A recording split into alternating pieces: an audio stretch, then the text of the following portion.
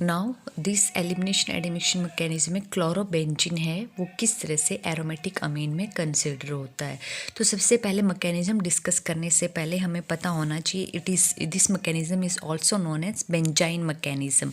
तो बेंजाइन क्या होता है, जैसे कि आप रिएक्शन इंटरमीडिएट लास्ट सेमेस्टर में जब रिएक्शन इंटरमीडिएट चैप्टर डिस्कस किया था वहाँ डिस्कस कर चुके हो कि बेंजाइन क्या है, हाईली रिएक्टिव इंटरमीडिएट्स है।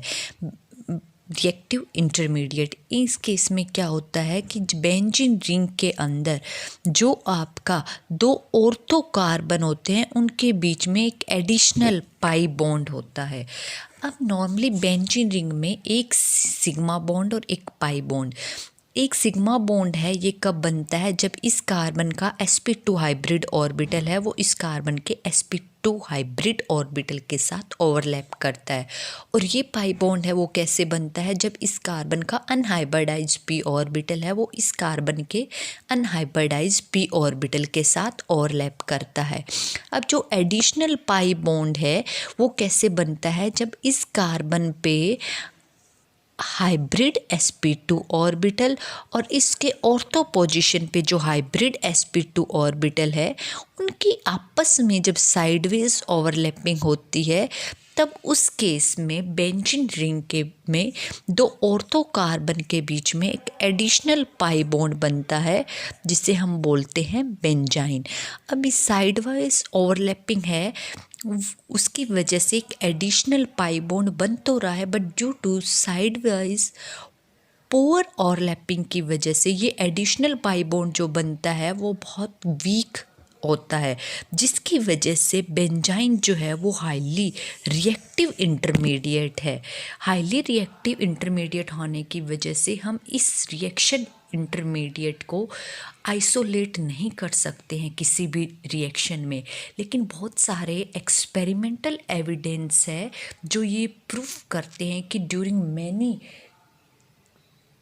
ए नंबर ऑफ रिएक्शंस इस बेंजाइन रिएक्टिव इंटरमीडिएट्स की फॉर्मेशन हो रही है। तो इस केस में क्या होता है, सबसे पहले जब आप अराइल हलाइड को सोडा अमाइड या फिर potassium amide in presence of liquid ammonia treat करवाते हो, हेयर लिक्विड अमोनिया क्या कर रहा है, सिर्फ और सिर्फ ऐसे सॉल्वेंट का काम कर रहा है। अब इस केस में इसका मैकेनिज्म है वो दो स्टेप होते हैं, elimination stage and addition stage. सबसे पहले एलिमिनेशन स्टेज है, it consider two step. First of all जब आपका जो अराइल हलाइड है उसकी ऑर्थो पोजीशन पे जो हाइड्रोजन है वो स्लाइटली एसिडिक कैरेक्टर का होता है। एसिडिक कैरेक्टर क्यों होता है, due to high electron withdrawing tendency of halogen. ये क्या करेगा, यहाँ से इलेक्ट्रॉन विड्रॉ करेगा, यहाँ से इलेक्ट्रॉन विड्रॉ करेगा तो ये कार्बन फर्दर इन कार्बन से इलेक्ट्रॉन विड्रॉ करेगा, इन कार्बन से इलेक्ट्रॉन करेगा तो ये कार्बन फर्दर अपने जो सब्स्टिट्यूटेड एटम है इनसे इलेक्ट्रॉन विड्रॉ करेगा, जिसकी वजह से इस बॉन्डेड जो इलेक्ट्रॉन है वो क्या होंगे, स्लाइटली शिफ्टेड होंगे टुवर्ड्स रिंग, जिसकी वजह से यहाँ पे पार्शियली आयनिक कैरेक्टर है और इस बॉन्ड के जो इलेक्ट्रॉन है वो शिफ्टेड है slightly towards this ring carbon के टुवर्ड्स। तो जब अगर कोई स्ट्रॉन्ग बेस आ रहा है रिएक्शन में तो वो इजीली हैलोजन के ऑर्थो पोजीशन पे जो हाइड्रोजन है उसको ऐसे प्रोटॉन एब्स्ट्रैक्ट कर सकता है। तो elimination stage consider two step. In first step जो आपने पोटेशियम अमाइड या सोडा अमाइड लिया है, इस केस में ये अमाइड आयन है वेरी स्ट्रॉन्ग बेस की तरह काम करता है और यहाँ से इस ऑर्थो हाइड्रोजन को ऐसे प्रोटॉन एब्स्ट्रैक्ट कर लेगा और ये इलेक्ट्रॉन है कंप्लीटली शिफ्ट कर देगा टुवर्ड्स रिंग कार्बन। जैसे ही रिंग कार्बन के टुवर्ड्स शिफ्ट किया तो यहाँ पे क्या हो जाएगा, कार्बन अनायन की फॉर्मेशन। कार्बन अनायन, इसको ये फर्स्ट कार्बन आयन नेम दिया और साथ में क्या हो जाएगा, ये NH2 अमाइड अनायन है, इसने प्रोटॉन एब्स्ट्रैक्ट करके ये किस में कन्वर्ट हो गया है, अमोनिया के अंदर।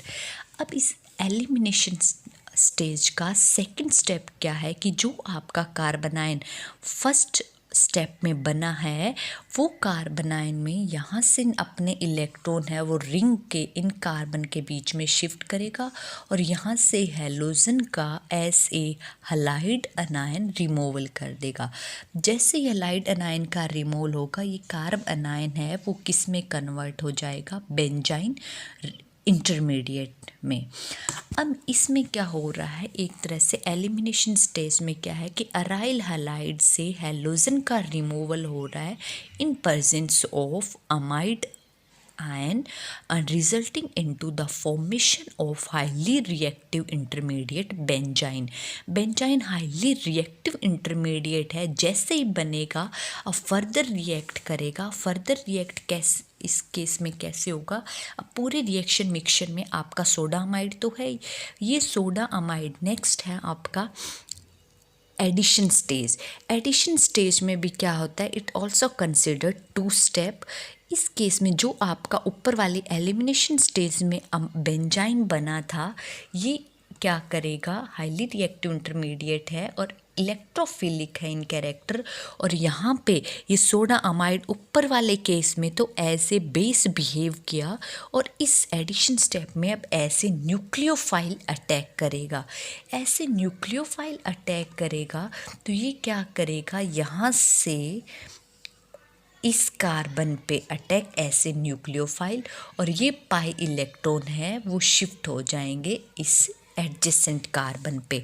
जैसे ही अमाइड ने अटैक किया यहाँ पे क्या बन जाएगा, कार्ब अनायन। अब ये जो कार्ब अनायन बना है सेकंड कार्बन आयन, ये कार्बन आयन फर्दर क्या करेगा, हाइड्रोजन का अब्स्ट्रैक्शन। और हाइड्रोजन का अब्स्ट्रैक्शन कहाँ से करेगा, जो आपने अमोनिया सॉल्वेंट ले रखा है रिएक्शन मिक्सचर में वहाँ से क्या करेगा, प्रोटॉन का अब्स्ट्रैक्शन। और प्रोटॉन का अब्स्ट्रैक्शन करते ही अमोनिया से अमाइड अनायन का रिमूवल और resulting into the formation of aniline and amide अनायन। तो इस केस में आपने ये देखा कि पूरा रिएक्शन है वो दो मैकेनिज्म है, उसमें दो स्टेप है broadly, elimination stage and addition stage.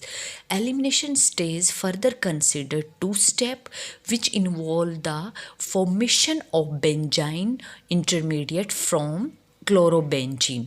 And next है आपका addition stage. Addition stage is also considered two step which consist a conversion of benzene into aniline। तो in broad how chlorobenzene is converted into aniline।